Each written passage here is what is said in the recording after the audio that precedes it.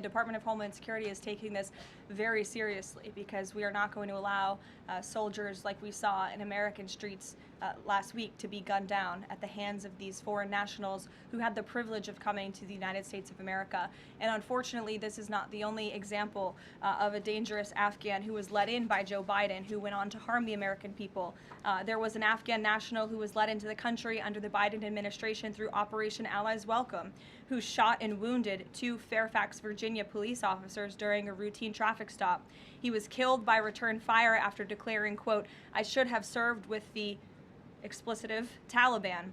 2 Afghan nationals were given legal status by the Biden administration as well, who were arrested and prosecuted for plotting a terrorist attack in Oklahoma just before Election Day in 2024. We all remember that.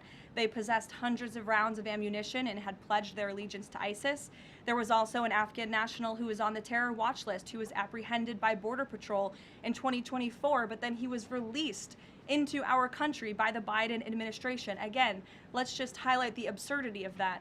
Border Patrol apprehended a terrorist, and then the Biden administration, because of their lax policies, still allowed him to come into the United States of America. I think everyone in this room, whether you want to admit it or not, does not want that individual living alongside you in your American neighborhood. And that individual was later arrested again after being allowed to live in the U.S. at large for over a year.